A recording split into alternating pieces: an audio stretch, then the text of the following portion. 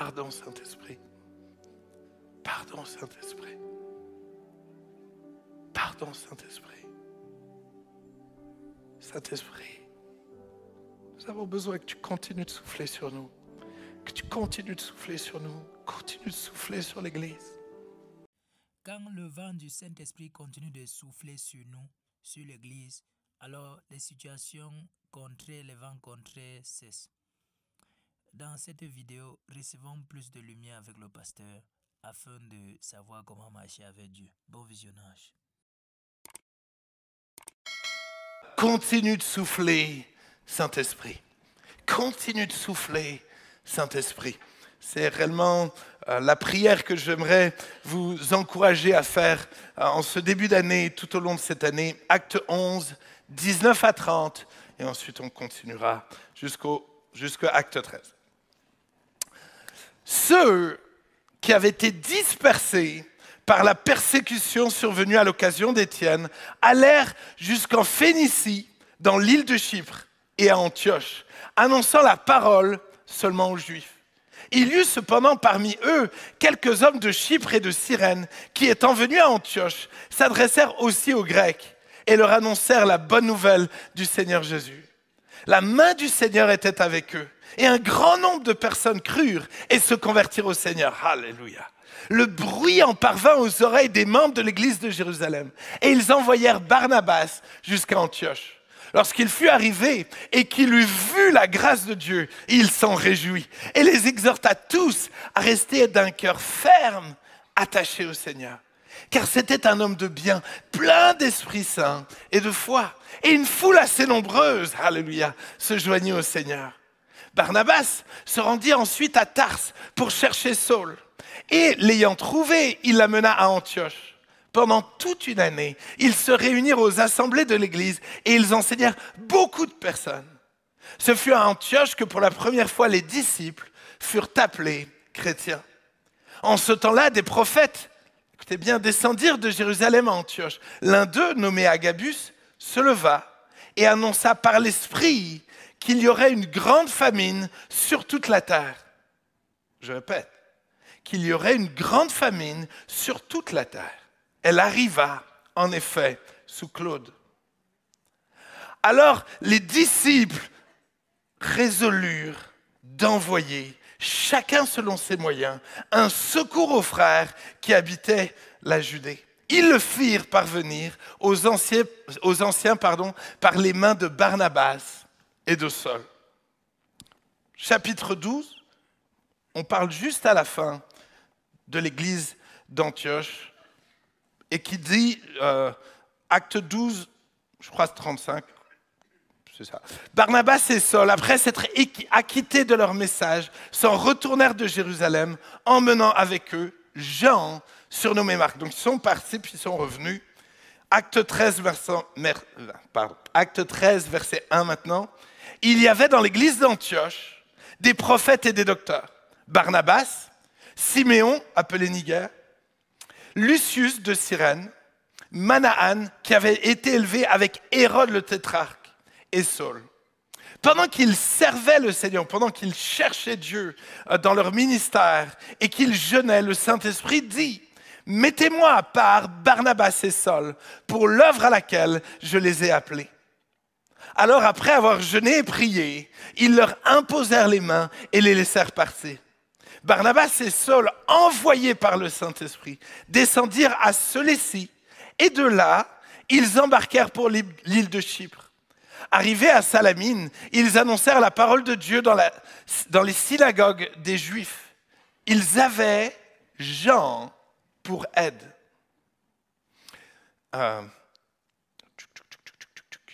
Ayant ensuite traversé toute l'île jusqu'à Pathos, ils trouvèrent un certain magicien, faux prophète juif nommé Bar-Jésus, qui était avec le proconsul Sergius Paulus, homme intelligent. Ce dernier fit appeler Barnabas et Saul et manifesta le désir d'entendre la parole de Dieu. Mais Élymas, le magicien, car c'est ce que signifie son nom, leur faisait opposition, cherchant à détourner de la foi le proconsul. Alors Saul, appelé aussi Paul, rempli du Saint-Esprit, alléluia, fixa les regards sur lui et dit: homme plein de toute espèce de ruse et de fraude, fils du diable, ennemi de toute justice, ne cesseras-tu point de pervertir les voies droites du Seigneur? Maintenant voici, la main du Seigneur est sur toi, tu seras aveugle, et pour un temps, tu ne verras plus le soleil.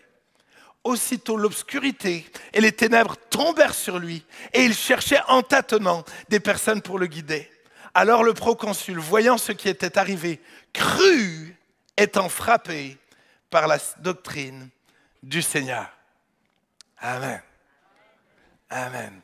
J'aimerais que nous puissions réfléchir sur ce texte et sur quelques réflexions de comment a vécu cette ville d'Antioche en ce temps-là. Premier point, c'est une église qui a grandi par l'action de Dieu ou sous l'impulsion du Saint-Esprit. L'église d'Antioche est née non pas avec des grands ministères, mais avec des inconnus. Un peu comme Papa Jean et Suzanne. C'était des inconnus. Aujourd'hui, tout le monde parle de Papa Jean et Suzanne. Mais à ce moment-là, c'était des commerçants, des inconnus, des monsieur, madame, tout le monde. Des inconnus qui ont simplement voulu annoncer la bonne nouvelle. Ils avaient goûté à l'évangile et ils avaient juste envie de partager ça à leurs voisins, à la boulangère, partout où ils allaient. Ils voulaient juste annoncer la bonne nouvelle. Ils n'avaient pas de plan, de stratégie. Tout ce qu'ils voulaient faire, c'est partager le beau trésor qu'ils avaient reçu. Ils avaient juste envie de ça. C'est des inconnus.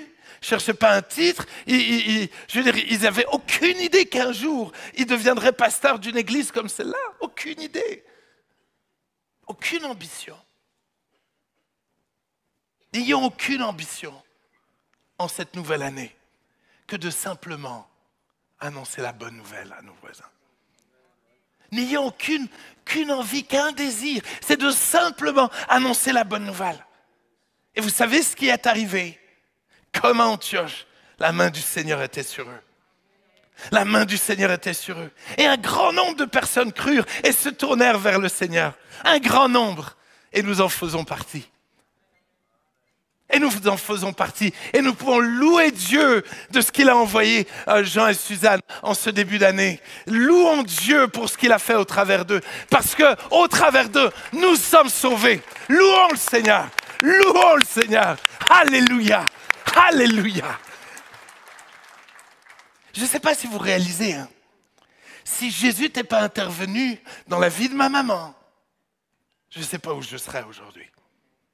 Grandissant mon père, ma maman était dans la drogue. Je veux dire, elle allait régulièrement à l'hôpital psychiatrique. Honnêtement, je ne sais pas où je serais.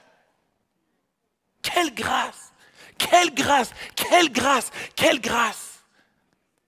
Je crois qu'il y a des temps et des moments où nous devons regarder en arrière pour nous souvenir de ce que Dieu a fait.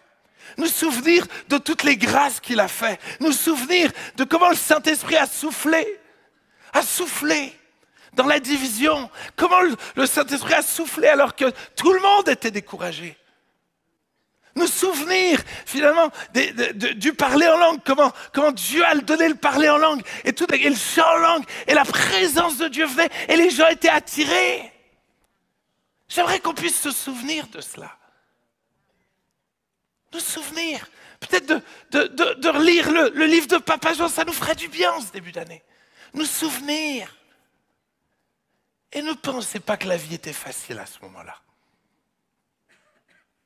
Ne pensez pas que les gouvernants savaient tout, faisaient tout parfaitement. Ne pensez pas ça. Ils avaient leur lot de problèmes. Mais ils ont priorisé ce qui était le plus important. Et parce qu'ils ont priorisé ce qui était le plus important, alors le Saint-Esprit était attiré par ça. Attiré par la simplicité. Attiré finalement par ce cœur simple de vouloir juste lui obéir. Juste simplement lui obéir. J'étais tellement touché alors que j'étais à Paris ces quelques jours pour ce début d'année. Et je prêchais dans l'église du pasteur Yves Schlepko, le CRC, vraiment, une église juste incroyable. Vraiment, j'étais très touché de passer du temps avec Jacques Schlepko, avec cet homme de Dieu. Et à un moment donné, je lui ai dit, juste raconte-moi. Raconte-moi tout ce que Dieu a fait. Comment il a fait, comment il t'a choisi, comment... Mais honnêtement, je dis, qu'est-ce que j'ai soif. Qu'est-ce que j'ai soif que nous puissions vivre un temps de réveil. Qu'est-ce que j'ai soif de voir Dieu agir à nouveau, puissamment. Bouleverser des vies. Voir des églises naître, non pas sous une stratégie, mais sous l'impulsion du Saint-Esprit, partout en France. Qu'est-ce que j'aspire? Qu'est-ce que j'aspire?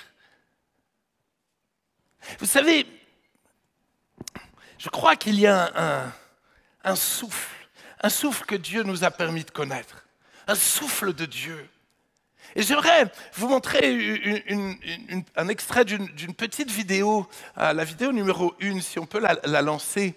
Mais j'aimerais que vous puissiez découvrir peut-être cette parabole que Dieu m'a mis à cœur il y a plusieurs mois.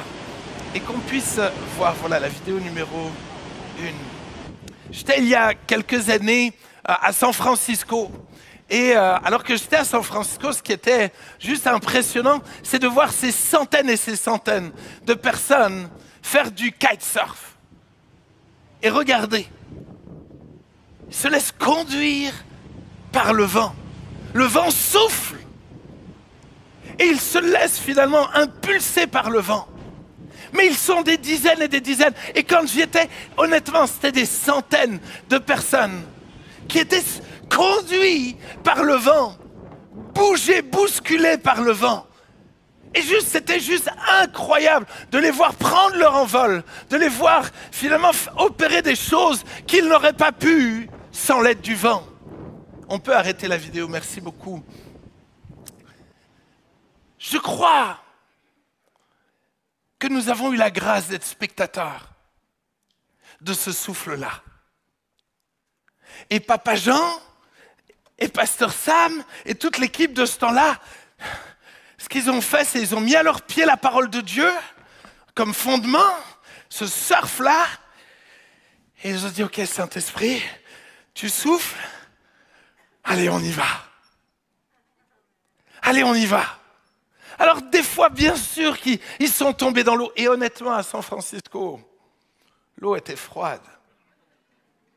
Vous savez, le premier jour où je suis arrivé là-bas, c'était juste incroyable, mais je me réjouissais tellement, il faisait tellement beau, la plage était belle, il y avait tous ces surfeurs, que j'arrive, je suis près de la plage, je pose toutes mes affaires, j'enlève mes affaires et je cours.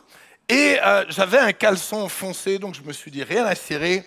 J'enlève mes habits, je cours pour plonger dans l'eau. Mais sauf que, donc je suis en train de courir. Je mets mon premier pied, ça éclabousse un peu, deuxième pied, et tout d'un coup, mes pieds sont en train de me dire, il y a un problème, il y a un problème, il y a un problème. Mais je me dis, ma chair est faible, continue. Sauf que plus je continue, plus le reste de mon corps dit, ils ont raison, ils ont raison. L'eau était glacée. L'eau était glacée. Donc, à un moment donné, je m'arrête et je vois qu'il n'y a personne d'autre qui se baigne. Je me retourne et là, je vois des centaines de personnes me regarder comme ça. Et vous savez ce que ma fierté m'a poussé à faire? À plonger quand même. À plonger quand même. Oh là là, Seigneur. Et honnêtement, c'était juste ma fierté. Hein? C'est juste ma fierté. Et je suis ressorti vraiment comme ça, vraiment, genre tout va bien. À l'intérieur de moi, je pleurais. Je disais, Seigneur, fais-moi grâce. Oh Seigneur. Il vaut mieux être sur l'eau, conduit par le souffle de l'Esprit, que dans l'eau glacée. Amen. Amen. Dans un temps où le contexte est difficile, ne t'embourbe pas dans l'eau glacée. Ne fais pas le fier. Ne fais pas le fier. à essayer de te battre contre quelque chose. Ce n'est pas ton combat.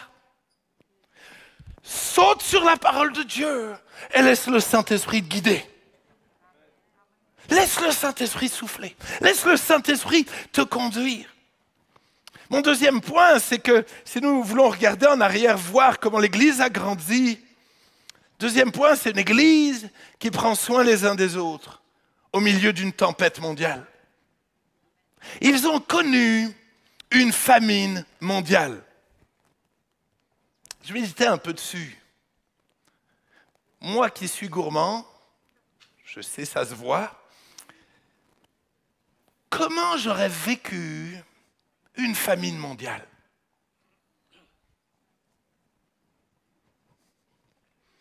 Comment tu penses que tu vivrais une famine mondiale? Faisons un test. Prends une semaine de jeûne et prière.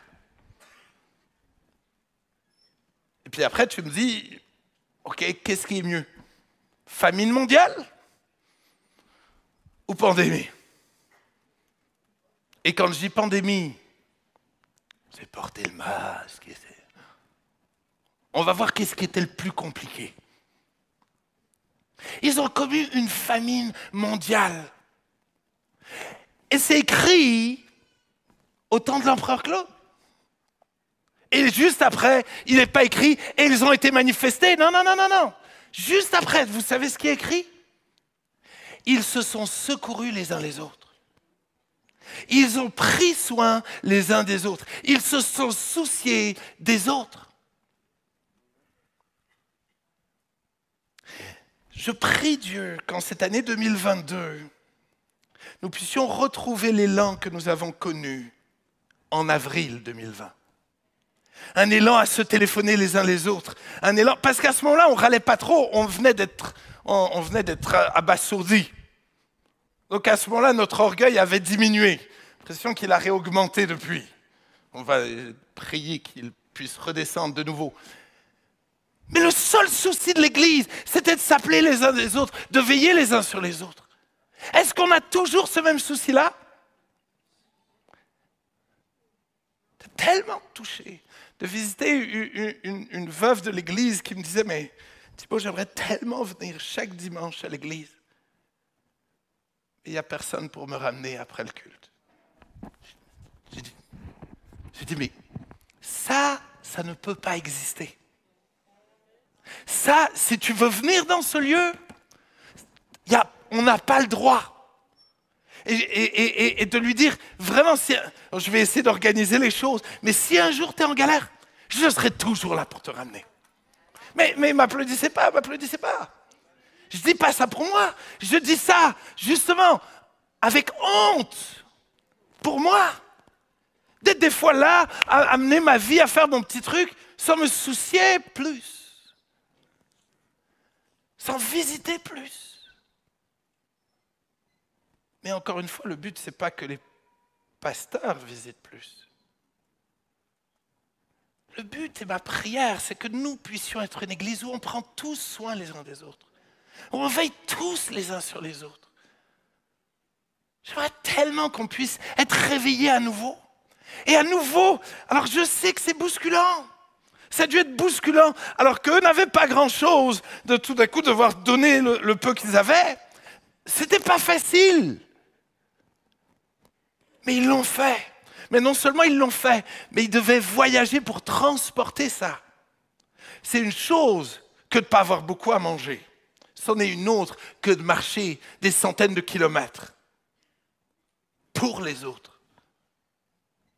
Nous devons prendre soin les uns des autres.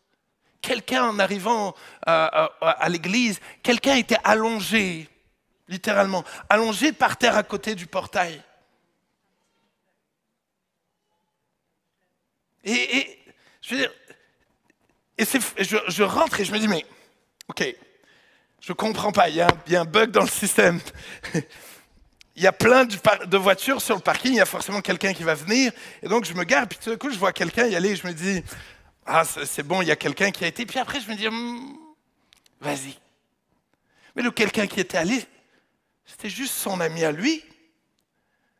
Et de me dire, mais Seigneur, donne-nous de ne pas faire la même erreur que ces religieux qui sont passés outre alors que quelqu'un était à demi-mort. Donne-nous de prendre conscience.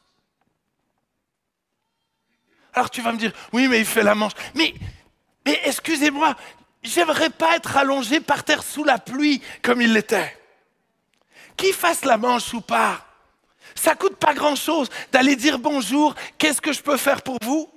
D'aller dire à midi, si tu veux, je t'invite à manger. Ça coûte pas grand-chose. Mais j'ai des fois peur que nous soyons une église qui est engluée dans un rite. Et je dis on. Dieu m'est témoin. Hier soir, vers 22h30, la Croix-Rouge m'appelle. Ils disent, on a quelqu'un qui va dormir dans la rue, on ne peut plus rien faire, on a tout fait, le 104, on n'a plus aucune solution, pasteur. Et on se permet de vous appeler, qu'est-ce qu'on peut faire? Le monde est désespéré dans cette pandémie. Le monde va mal. Nous devons nous réveiller. Nous devons réapprendre à prendre soin les uns des autres, à prendre soin des pauvres, à prendre soin de ceux qui sont différents de nous. Je crois réellement que si nous voulons voir le souffle du Saint-Esprit continuer de se manifester, nous devons nous réveiller. Nous devons nous réveiller. Mon troisième point, il y en a qui disent « arrête là, c'est déjà trop ». Je veux pas vous casser les pieds, je ne veux pas vous faire la morale. J'ai envie de nous donner soif. C'est tellement ma prière. Seigneur, donne soif à ton Église. Que l'Église ait soif, reparte avec une soif, d'une envie de vivre quelque chose. Une envie de rentrer dans un souffle nouveau du Saint-Esprit. C'est tellement ma prière. Depuis tout ce début d'année, je prie pour ça. Je prie pour vous. J'ai prié pour chaque rang, chaque rangée, pour que dans chaque rangée, le Saint-Esprit puisse produire quelque chose. Je m'attends tellement à ce qu'il souffle sur nous. Mon troisième point, c'est une église qui a encore faim de Dieu. Une église qui a encore faim de Dieu. Alors qu'ils ont vécu une pandémie mondiale et qu'ils étaient une bonne équipe. C'était une bonne équipe, très diversifiée, il y avait une belle diversité. Et je dois dire que je suis fier d'être une église où il y a de la diversité.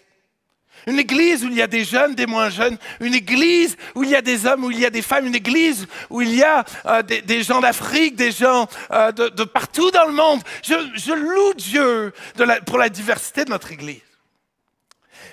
Mais leur premier réflexe, je ne sais pas où en est la pandémie à ce moment-là, la famine à ce moment-là. Mais le réflexe d'après, c'est qu'ils vont chercher Dieu et jeûner. Le texte dit, ils servaient Dieu. Mais c'est le même mot qu'ils faisaient un culte à Dieu. Ils étaient en train de chercher Dieu, de faire un culte à Dieu. Comme Esther qui, au milieu d'un temps compliqué, va dire non, avant d'agir, 3 jours de jeûne et prière. Avant de me lancer, non. Je veux être sûr, avant d'agir, que le souffle de Dieu continue de me conduire. Je veux être sûr d'être conduit par le Saint-Esprit. Et ils vont prendre le temps de jeûner et de chercher Dieu. J'aimerais tellement vous encourager. Je suis heureux, vous imaginez pas, d'apprendre que les jours de jeûne et prière sont annulés. Vous savez pourquoi? Parce que ça ne devrait pas être l'Église qui doit tellement toujours tout vous simplifier pour vous supplier de jeûner et de prier. Mais je me dis, voilà une bonne occasion pour devenir plus adulte dans votre foi et pour dire, ok, moi je vais jeûner. Viens chérie. Viens, on te consacre 1 jour de jeûne ce mois-ci, 2 jours de jeûne ce mois-ci. Allez, soyons fous, 3 jours de jeûne ce mois-ci. Est-ce que peut-être c'est pas un bon moment pour à 2-3 personnes, vous habitez dans le même village et dire, ça te dirait pas? On fait 2-3 jours de jeûne ensemble. On se réunit juste les matins ensemble, on respecte les distances, on fait attention, mais on va chercher Dieu. On ne va pas se plaindre de la pandémie, on va chercher Dieu. On va crier à Dieu. On a soif de Dieu. Les groupes de maison, voilà, on les annule. Mais on n'annule pas la possibilité de se retrouver. Vous êtes libre de chercher Dieu où vous voulez, quand vous voulez. Oui, respectez les autorités. Oui, faites attention. Mais cherchons Dieu en ce début d'année. Cherchons Dieu. Tu sais, dans la mesure où je cherche Dieu, ça révèle comment j'aime Dieu et comment j'aime les autres. Ne me dis pas que tu aimes quelqu'un si tu ne pries pas pour lui. Parce que la meilleure chose que tu puisses faire pour quelqu'un, c'est prier pour lui.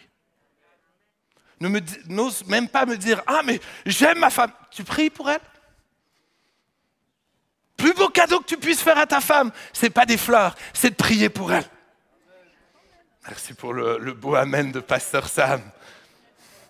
Il n'y en a pas eu beaucoup d'autres. Mesdames, je suis choqué que vous n'ayez pas tout dit amen, vraiment. Est-ce que vous n'avez pas envie d'avoir un mari qui jeûne et qui prie pour vous, pour vos enfants? Il y a eu un amen. Que nous puissions chercher Dieu. Pourquoi? Parce que nous ne voulons pas avoir commencé par l'esprit et finir dans la chair. C'est ce que l'église des Galates ont vécu. Paul va leur dire, êtes-vous tellement dépourvus de sens après avoir commencé par l'esprit? Voulez-vous maintenant finir dans la chair? On peut vite finalement devenir une église d'événements, une église où on cadre tout, une église où finalement tous les ans on va faire notre semaine de jeûne et prière tous les ans.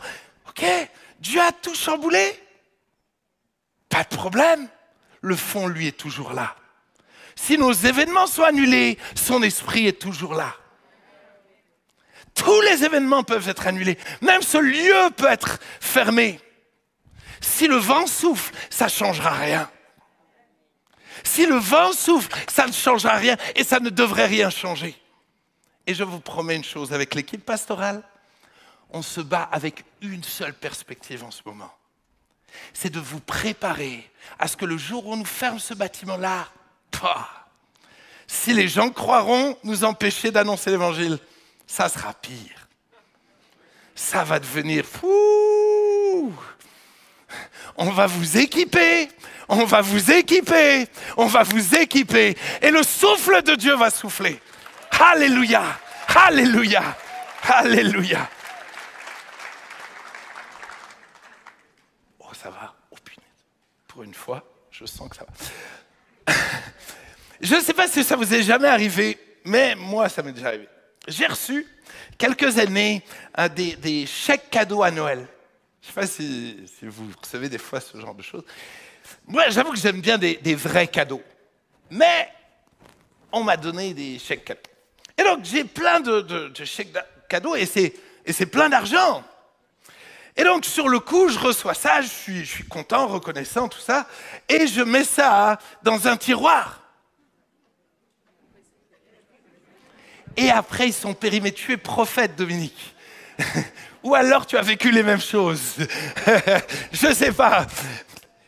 Mais je me suis retrouvé à voir tout un paquet de cartes cadeaux périmées. J'ai gâché le cadeau qu'on m'avait offert. J'ai gâché une possibilité extraordinaire de faire des choses. Pourquoi ? Parce que je n'ai pas su exploiter la ressource que j'avais reçue. Je n'ai pas su l'exploiter. Oh, j'espère que vous voyez où je veux en venir. Il nous a donné son précieux Saint-Esprit, son merveilleux Saint-Esprit. Le Saint-Esprit est descendu sur nous, il est venu habiter en nous. Le précieux Saint-Esprit est en toi. Ne le laisse pas au fond d'un tiroir. Ne le laisse pas au fond d'un tiroir, mais, entre guillemets, exploite-le. C'est une ressource. Il est avec toi. Il veut s'impliquer dans ta vie. Il veut s'impliquer dans chaque domaine de ta vie. Il aimerait te conduire plus loin. Il aimerait se manifester plus. Ne laisse pas le Saint-Esprit s'endormir en toi, comme les disciples ont laissé s'endormir Jésus dans la barque. Ne laisse pas le Saint-Esprit s'endormir. Eux ne voulaient pas. Et c'est pour ça qu'ils ont jeûné. Jeûner, c'est dire, je ne veux plus marcher par la chair. Ce n'est pas à propos de moi. Je veux compter que sur Dieu. Je veux que compter sur Dieu. Jésus a dit, une seule chose est nécessaire, c'est d'être à mes pieds. Est-ce que vraiment dans nos vies, on peut dire, une seule chose est nécessaire? C'est-à-dire, la présence de Dieu est plus nécessaire que de manger, que de boire, que d'avoir une voiture, une maison. La chose la plus importante qu'on a, c'est ça. J'ai eu la grâce de jeûner et prier et de jeûner de téléphone. Quelle grâce! Quelle grâce! Je loue Dieu de cette grâce-là. Et j'ai entendu des gens dire, moi, je ne pourrais jamais faire ça à cause de mon travail, à cause de ceci. C'est un mensonge. Parce que tout le monde pourrait dire aux gens, je vous fais confiance et je fais confiance à Dieu. Mais pendant 3 jours, je suis injoignable. Oui, mais ma femme, mes enfants, wow. Et Dieu alors? Tu ne crois pas qu'il les aime plus que toi? Qu'il est plus capable de les aider que toi? Je ne suis pas en train de dire qu'il faut jeûner 2 semaines de téléphone tous les mois. Je suis juste en train de dire, est-ce qu'il ne serait pas bon pour chaque personne dans l'église de dire, moi je consacre 3 jours, moi je consacre 2 jours, moi je consacre 1 semaine.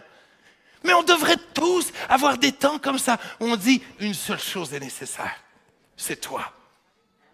C'est toi. Que tu sois PDG d'une grande entreprise, fais confiance à Dieu pour gérer ton entreprise.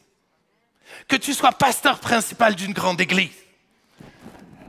Peu importe, on peut tous et on devrait tous faire confiance à Dieu et être capable de jeûner et de prier de tout. De jeûner de tout, sauf de lui. Jeûner de tout, sauf de lui.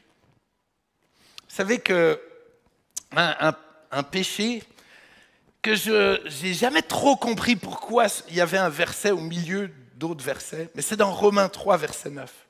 Romains 3, verset 9. Vous connaissez ce verset, Romains 3, verset 9. Il dit, quoi donc? Sommes-nous plus excellents? Nullement. Car nous avons déjà prouvé que tous, juifs et grecs, sont sous l'empire du péché.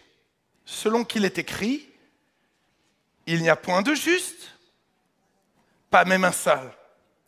Le verset d'après, nul n'est intelligent, nul ne cherche Dieu.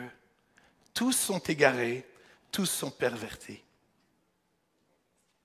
Vous savez que être sous le péché, c'est nul ne cherche Dieu. C'est-à-dire que nous sommes nés et notre nature ne veut pas chercher Dieu. C'est naturel pour nous de ne pas chercher Dieu. Notre nature est faite pour être autonome et chercher à faire les choses par nous-mêmes. Et c'est parce que nous ne cherchons pas Dieu que nous nous sommes égarés et pervertis. Et c'est pour cela que nous avons besoin en ce début d'année, Saint-Esprit, aide-moi à te chercher. Saint-Esprit, aide-moi à te chercher. Aide-moi cette année à prendre du temps à part pour te chercher. À chaque matin, à chaque midi, à chaque soir. Donne-moi vraiment de te chercher de tout mon cœur. Donne-moi réellement à nouveau de te chercher. Que ce soit sur Zoom ou que ce soit en présentiel. Donne-nous en tant qu'Église de continuer de te chercher. Vous savez, au Canada aujourd'hui, ils n'ont plus le droit de se réunir. Aujourd'hui, les églises, au Canada, les premiers à qui ils ferment les choses, c'est les églises. J'entends pas beaucoup de Français louer le Seigneur pour notre pays, qui pour l'instant n'ont pas fermé nos églises.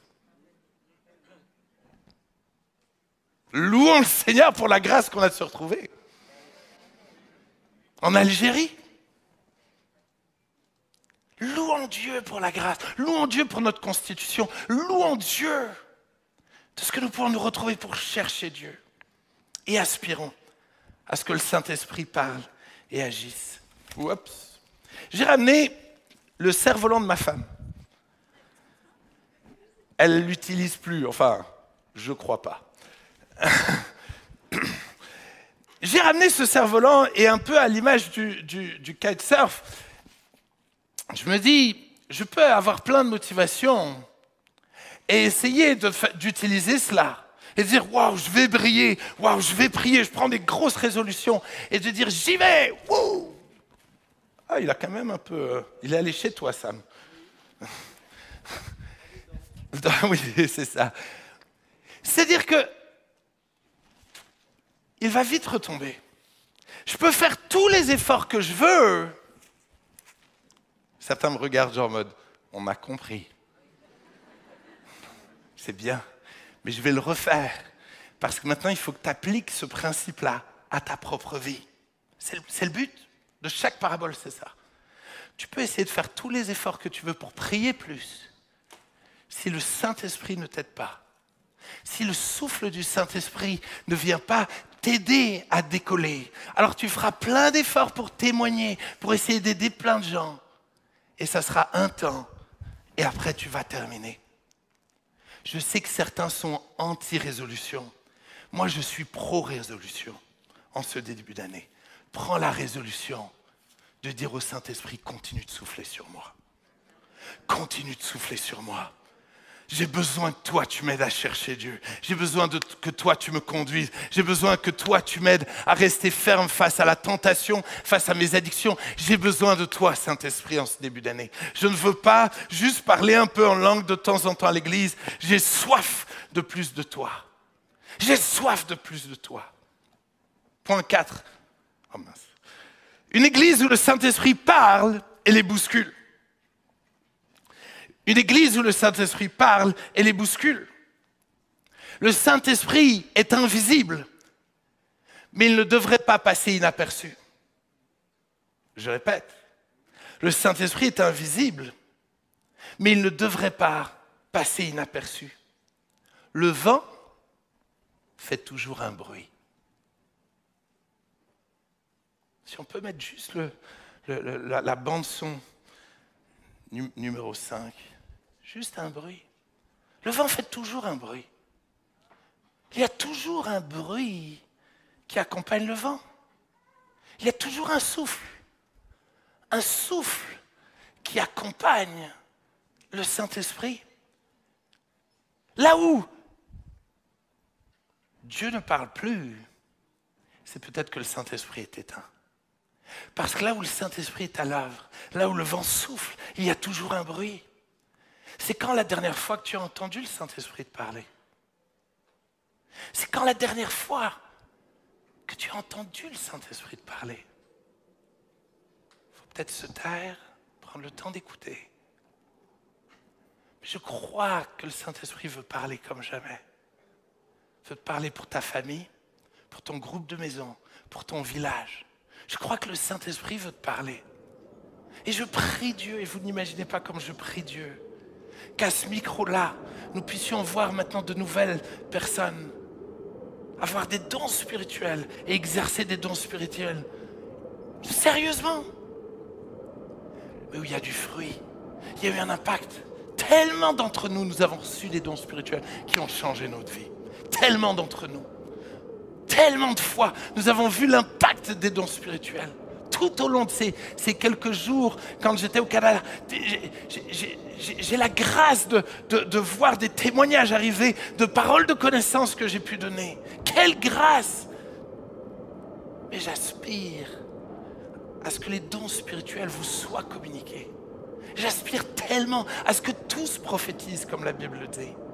Bien sûr, nous veillerons à ce que tout soit fait dans l'ordre et la bienséance. Comme la Bible enseigne.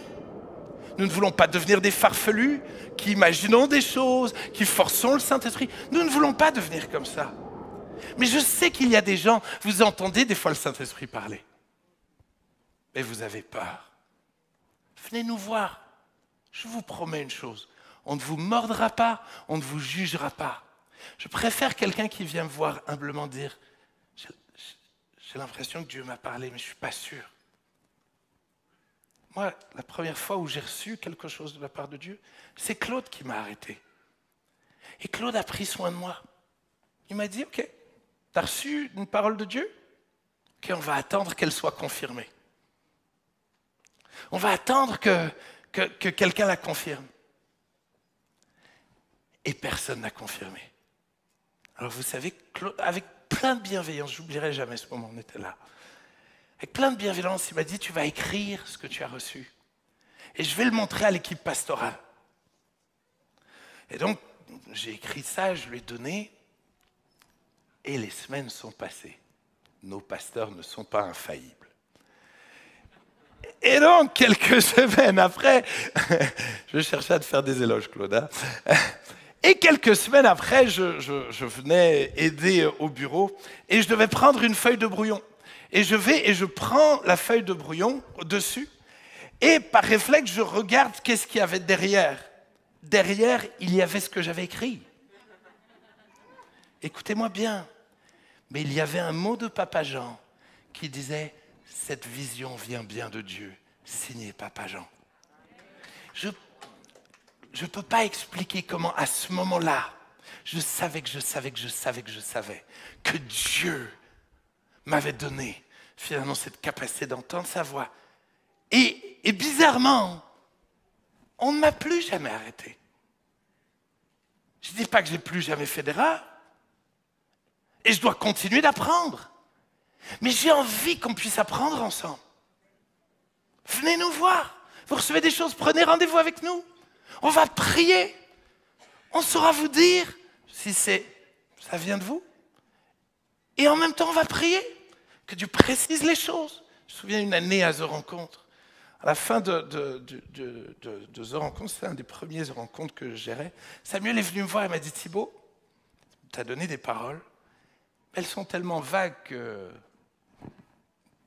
les 3/4 de la salle sont comprises dedans.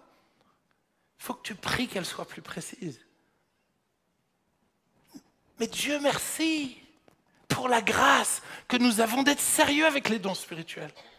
Oui, nous allons être sérieux. Oui, nous ne voulons pas que n'importe quoi soit dit au micro. Tellement d'églises de partout dans le monde qui ont commencé par l'Esprit avec des visitations du Saint-Esprit, des paroles de connaissance. Aujourd'hui, ils ne font plus rien, ils ne pratiquent plus rien. Et je loue Dieu pour notre Église, je loue Dieu. Vous n'imaginez pas, vous devriez voyager un peu plus. Quand tu voyages, tu dis « Ouh, ma maison, qu'est-ce que j'aime ma maison. Quelle grâce. Vraiment, honnêtement, ça vous ferait du bien. Hein. Je vous donne quelques bonnes adresses. Ils ont d'autres qualités, promis. Mais, la présence du Saint-Esprit. Allez, je termine. De Acte 2 à Acte 2022, en passant par Acte 13, le Saint-Esprit veut encore nous parler, nous guider, nous équiper, nous envoyer et nous accompagner. Je répète, le Saint-Esprit veut nous parler, nous guider, nous équiper, nous envoyer et nous accompagner. Le Saint-Esprit a parlé, on ne sait pas comment, par qui, mais tout d'un coup, ils ont dû être bousculés dans leur organisation. C'était compliqué. Et j'entends des fois des groupes de maison, quand on vous dit il va falloir vous multiplier, il faudrait... Genre tout le monde dit ah non, on est bien ensemble. Le but, c'est pas d'être bien ensemble. C'est que là où le Saint-Esprit souffle, on va aussi.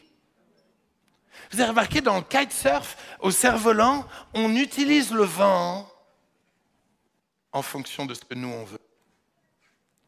Tous les sports de voile, c'est ça. On utilise le vent pour aller là où nous on avons envie. Ça ne marche pas comme ça avec le Saint-Esprit. Laisse le Saint-Esprit souffler et te mener là où il veut. Et peut-être ça va te bousculer cette année. Et peut-être qu'il va falloir rejoindre un autre groupe. Peut-être qu'il va falloir rejoindre les équipes d'extrême et sortir dans la rue avec nous, que ce soit l'après-midi ou en soirée. Peut-être, je ne sais pas ce que le Saint-Esprit va te conduire à faire. Mais ça risque de te bousculer. Ça risque de te bousculer. Peut-être que tu ne seras plus avec ton copain. Eh bien, c'est pas grave. Parce que vous allez pouvoir vous retrouver pour prier ensemble, entre copains, et les deux partir dans deux groupes de maisons différents et porter doublement du fruit. Quelle joie pour moi de servir avec mes amis Claude et Samy. Quelle joie pour moi.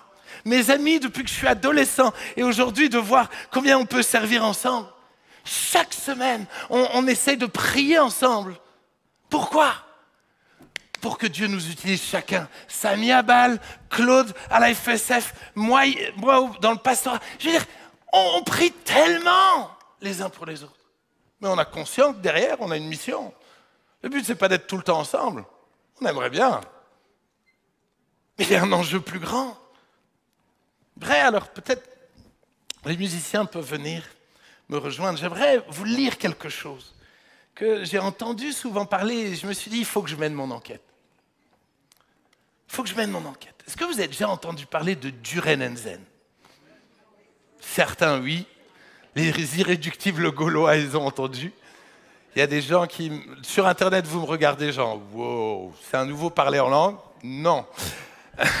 Mais même certains dans cette salle disent, Duren and Zen, c'est un bled là. Écoutez bien, j'aimerais vous raconter ce qui s'est passé à Duren and Zen. Quelques mots. Tout a commencé à la fin des années 80, avec une sœur missionnaire à la retraite qui habitait Duren and Zen, Erna Petremin. Sa photo s'affiche. C'est elle qui est passée chez Papa Jean un jour. Et Papa Jean lui avait donné une parole pour lui dire que sa place maintenant était dans le secteur ici et de ne pas retourner en mission. Alors elle a prié pendant des années pour le village et ses environs. Elle a aussi encouragé d'autres personnes à prier pour le village. Un homme du village, par exemple, se levait chaque jour à 3 heures du matin pour prier. Ouh. Cette femme exerçait les dons spirituels et avait beaucoup de discernement. À un moment donné, Paul Klopfer, un protestant du village, a ouvert sa maison à Duren and Zen pour des réunions de prière avec Erna. Et tout d'un coup, André Klopfer, le fils de Paul, oh cher André, il souffrait du dos à cause de son bassin qui était déstabilisé, car il avait une jambe plus courte que l'autre. Il avait des talons pour compenser. Et à une des rencontres, on a prié pour lui. Et il a été complètement guéri. Ceci l'a décidé à aller pour la première fois à la PO à Mulhouse. Il a été touché par la présence de Dieu. Il est retourné rapidement avec Martine, alléluia, que je salue. Il s'est fait baptiser ainsi que sa femme dans l'année 90. Puis, son cousin Jackie, accompagné sa femme, Martine aussi, est venu à son tour à Mulhouse, convaincu par André. Très vite, Jackie et Martine se sont engagés et ont commencé à faire des réunions de prière chez eux dans leur salon. On ne leur a pas demandé. Ils avaient soif. Rapidement, écoutez bien, leur salon fut trop petit. Jackie a fini par faire une petite salle de 50 places dans la petite grange attenante. En 92, la PO a commencé à tenir des réunions d'évangélisation dans ce lieu. Les pasteurs venaient y prêcher. Jackie était très actif. Tout le monde dans le village et dans les villages attenants avait été invité aux réunions. À un moment, écoutez bien, près de 100 personnes s'entassaient tant bien que mal dans la petite salle. On ouvrait les portes-fenêtres et les gens s'installaient dans la cour à côté de la salle qui était comble. Duren and Zen. Réveil à Duren and Zen. C'est juste incroyable. Il y a eu des dizaines et des dizaines de conversions dans tout le secteur à cause de ces réunions. Beaucoup ont été convaincus de péché, se sont repentis et ont changé de vie. Des malades ont été guéris, les dons spirituels ont été exercés. Aujourd'hui encore, plein de personnes du secteur de Colmar sont issues de ces réunions à Duren and Zen. Le Saint-Esprit a réellement manifesté sa présence. Écoutez bien, je termine ce petit témoignage. Jackie était gravement malade, mais il a jeté toutes ses forces dans son zèle pour le Seigneur. Il est décédé à 47 ans.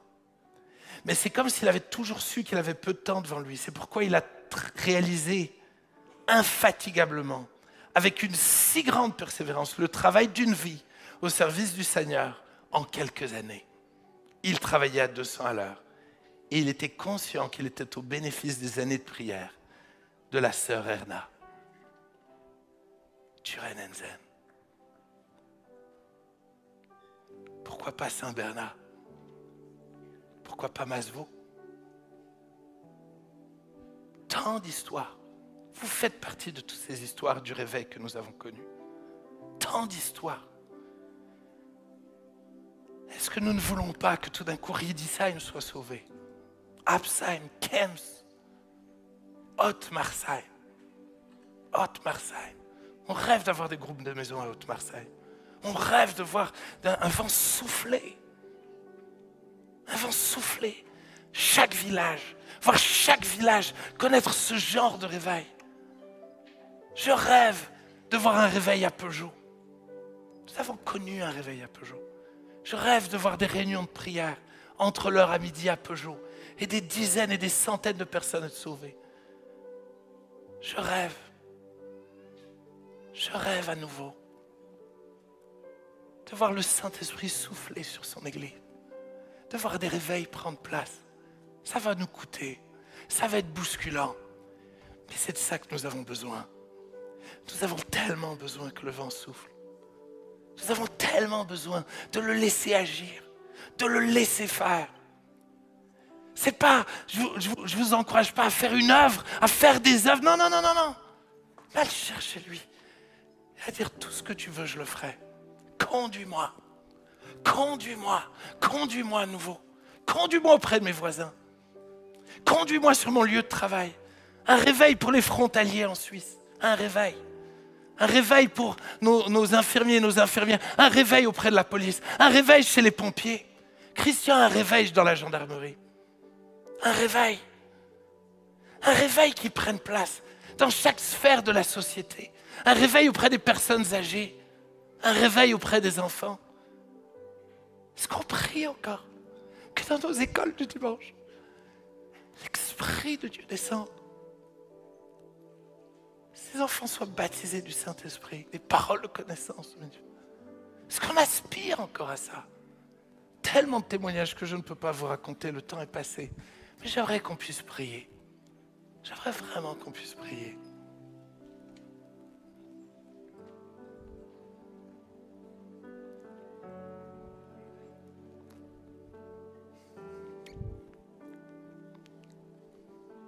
Commençons peut-être par demander pardon au Saint-Esprit de l'avoir laissé au fond d'un tiroir. Ou peut-être pour certains de l'avoir manipulé, de ne l'avoir utilisé que quand ça t'arrangeait, que quand tu avais besoin de lui. Soyons honnêtes avec le Saint-Esprit.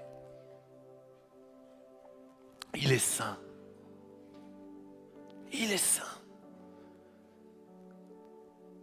Il est attiré par des cœurs humbles, des cœurs qui reconnaissent qu'ils ne peuvent rien faire sans lui. Il est attiré par des hommes et des femmes qui crient à lui, qui ont foi en lui. Il est attiré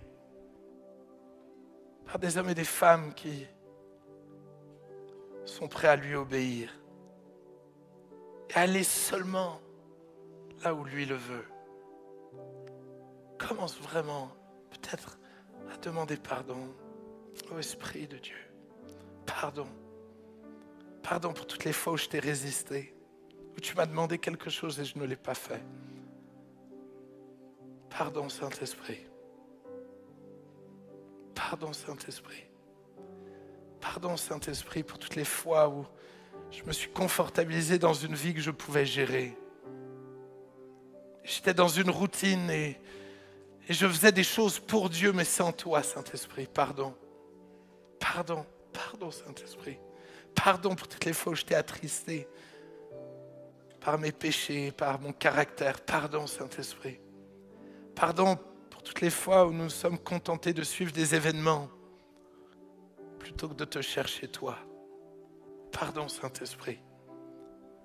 Pardon, Saint-Esprit, pour toutes les fois où nous avons eu peur. Plutôt que de marcher par la foi, nous avons eu peur. Et nous avons choisi la pseudo-sagesse du monde plutôt que l'obéissance. L'obéissance à ce que tu nous demandais. Pardon, Saint-Esprit. Pardon, Saint-Esprit. Pardon, Saint-Esprit. Saint-Esprit, nous avons besoin que tu continues de souffler sur nous. Que tu continues de souffler sur nous. Continue de souffler sur l'Église.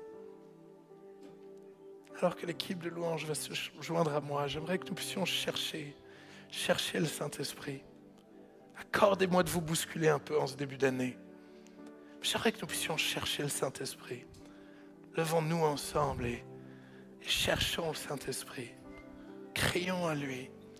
Chantons réellement de tout notre cœur afin qu'il puisse nous parler, nous donner peut-être une vision, une direction, une directive.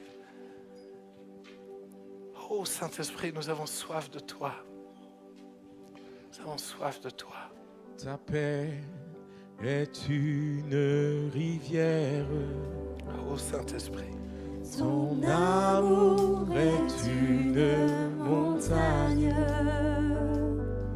Le vent de ton esprit souffle de partout. Ta joie qui nous inonde est une fontaine qui guérit. Viens, Saint-Esprit, fais tomber ton feu. Viens, Saint-Esprit, fais tomber ton feu. Ta paix est une rivière. Ton amour est une montagne. Le vent de ton esprit souffle de partout. Ta joie qui nous inonde est une fontaine qui guérit. Oh, oh. Viens, Saint-Esprit, fais tomber ton feu. Viens, Saint-Esprit, viens, Saint-Esprit, fais tomber, oui, fais tomber ton feu. Encore une fois, viens, Saint-Esprit, viens, Saint-Esprit, fais tomber ton feu. Oui, viens, viens, oui, viens, fais tomber ton feu. Ouvre les écluses des cieux, fais pleuvoir, fais pleuvoir. Ouvre les écluses des cieux, fais pleuvoir, fais pleuvoir. Ouvre les écluses, ouvre les écluses des cieux.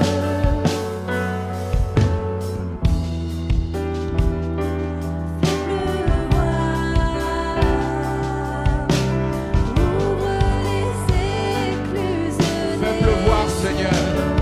Fais pleuvoir. Fais pleuvoir. Ouvre, oui, ouvre les écluses des cieux. Fais pleuvoir. Fais pleuvoir. Ouvre les écluses des cieux.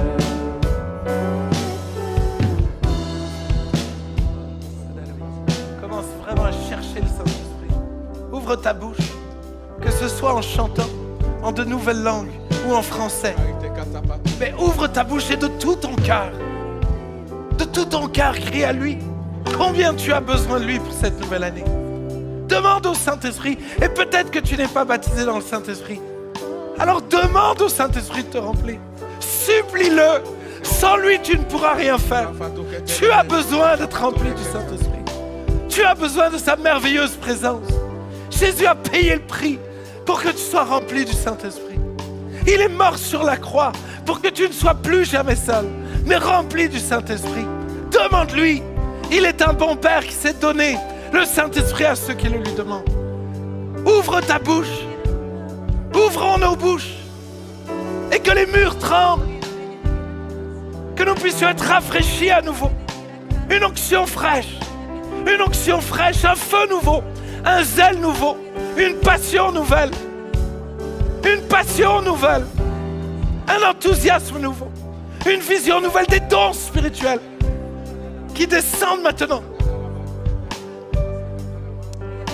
Ouvre ta bouche, ouvre ta bouche.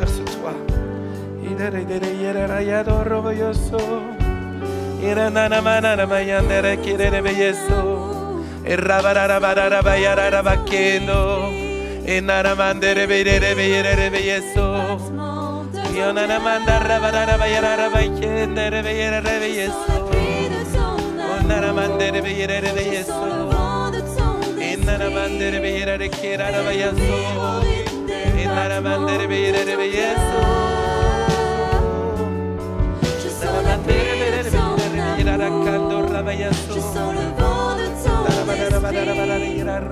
Fais-le vivre au rythme des battements de ton cœur. Je sens la pluie de ton amour. Je sens le vent de ton esprit. Fais-le vivre au rythme des battements de ton cœur.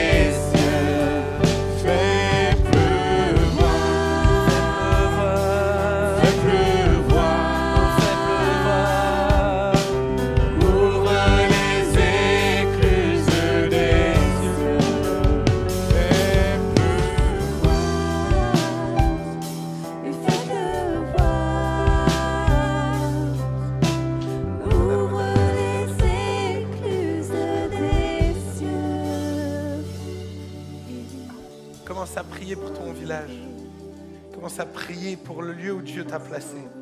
Commence à élever ta bouche et prie. Prie pour ton quartier, prie pour ton village, prie pour là où Dieu t'a placé. Commence à élever ta bouche. Oh Seigneur, merci pour Kingersheim, merci Seigneur de bénir Seigneur la ville où tu m'as placé. Seigneur, donne-moi de briller auprès de mes voisins, de briller Seigneur Jésus, vraiment auprès de tous les gens que tu vas m'envoyer. Seigneur, vraiment, donne-moi de briller, de parler de toi simplement, comme l'a fait Papa Jean. Donne-moi de croire simplement à chaque fois que je croise un malade. Seigneur, que tu es le Dieu qui aime les malades et qui veut les guérir.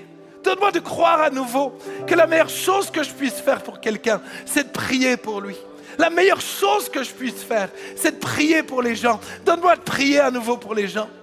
Donne-moi, Seigneur Jésus, auprès des caissières, chaque fois que je fais les courses. Seigneur, auprès de nos pharmaciennes, je prie, Seigneur Jésus, qu'à chaque rendez-vous avec nos médecins, que nous aimons et que nous bénissons. Seigneur, auprès de nos maires, de nos politiciens, donne-nous de les aimer et de prier pour eux. Je prie pour des proconsuls qu'ils soient sauvés. Je prie, Seigneur, pour des personnes en autorité que tu veux aimer, toucher, changer de vie. Je prie que tu puisses nous envoyer. Esprit de Dieu, envoie-nous. Comme tu as envoyé Paul et Barnabas.